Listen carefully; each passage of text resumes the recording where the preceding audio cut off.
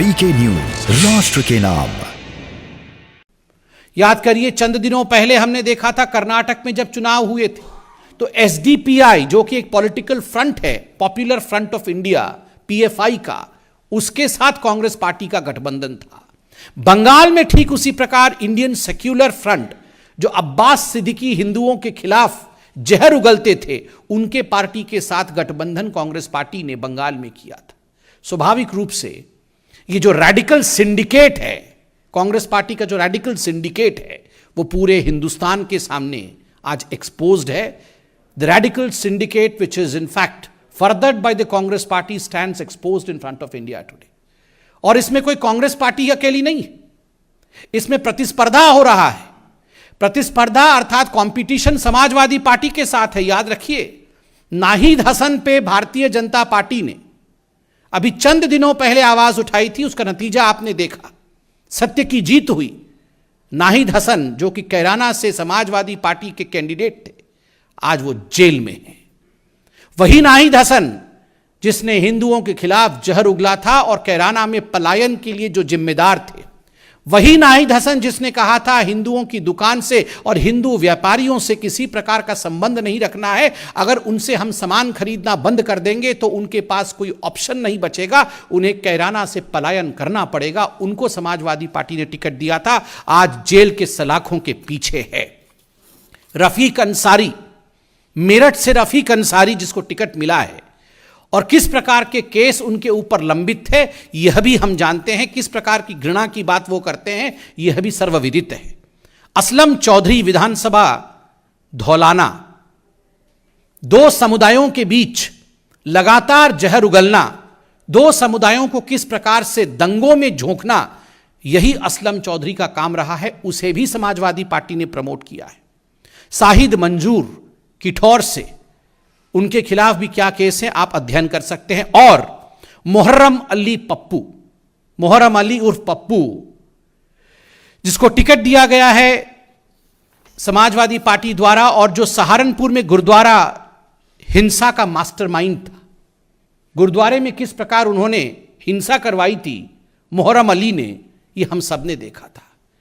तो चाहे कांग्रेस पार्टी का मौलाना तौकीर रजा खान हो या समाजवादी पार्टी का नाहिद हसन, उद्देश्य केवल एक है।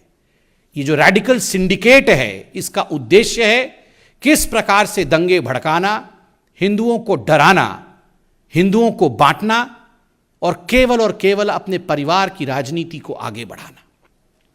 इसके साथ मैं आपको याद यह भी दिलाना चाहूंगा, such is the level of hatred of these political parties that they don't even spare the prime minister of India. ये जो घृणा की राजनीति है, आज कुछ पॉलिटिकल पार्टीज जो घृणा की राजनीति को आगे बढ़ा रही हैं, उसमें इसका आलम इस कदर ऊपर जा चुका है कि कुछ पॉलिटिकल लोग प्रधानमंत्री नरेंद्र मोदी जी के खिलाफ भी जिस प्रकार के शब्दों का उच्चारण कर रहे हैं, प्रयोग कर रहे हैं, और जिस प्रकार का प्रयोग पंजाब में भी हुआ वो हमने देखा है। कल टीवी चैनलों के माध्यम से कांग्रेस पार्टी के अध्यक्ष महाराष्ट्र में नाना पटोले ने जिस प्रकार के शब्दों का प्रयोग आदरणीय प्रधानमंत्री श्री नरेंद्र मोदी जी के लिए किया है, मुझे लगता है उसे दोहराना भी उचित नहीं होगा। वो कहते हैं कि आवश्यकता पड़ने पर मैं मोदी को मार भी सकता हूं, मैं मोदी को गाली भी दे सकता हूं, मैं मोदी को मार भी सकता हूं, मैं मोदी को गाली भी दे सकता हूं। आज मैं राहुल गांधी और प्रियंका वाड्रा से पूछना चाहता हूं, भारतीय जनता पार्टी की तरफ से, या आपके पार्टी के इतने बड़े बड़े नेता मोदी जी के खिलाफ, देश के प्रधानमंत्री के खिलाफ जिस प्रकार का जहर उगल रहे हैं, एक बात बिल्कुल स्पष्ट है, पंजाब में प्रधानमंत्री के सुरक्षा के ऊपर जिस प्रकार का हमला हुआ, सुरक्षा में चूक हुई, सुरक्षा में टूट हुई, वो प्रयोग था, संयोग नहीं था। That was an experiment which was done at the behest of the top leaders of the Congress party. वरना ये सारे कांग्रेस के लोग एक ही जुबान बोल रहे हैं, प्रधानमंत्री को मार भी सकते हैं, मोदी को मार भी सकते हैं। एक बात आज कांग्रेस को सुनना ही पड़ेगा, 2014 से पहले आपने मोदी जी के लिए इसी प्रकार के शब्दों का प्रयोग हमेशा किया। कभी उनको नीच कहा, कभी आपने कहा कि तू तो चाय वाला है, तू जाके हमारे अधिवेशन में चाय बेच, तुम्हें हम छोड़ेंगे नहीं। पाकिस्तान में जाकर आपने कहा कि मोदी को हटाना होगा, किंतु आपने जितना भी जहर उगला मोदी जी के खिलाफ, उतना ही अमृत हिंदुस्तान की जनता ने अपने प्रधानमंत्री के ऊपर बरसाया है। इसलिए आप इस मुगालता में ना रहें। Please don't be in confusion that if you abuse the prime minister of India, the PM post stands condemned. No, you are condemning yourselves. इस प्रकार की भाषा और इस प्रकार के प्रचलन से आप खुद का ही हानि कर रहे हैं। बहुत बहुत धन्यवाद। कोई प्रश्न हो तो अवश्य पूछें।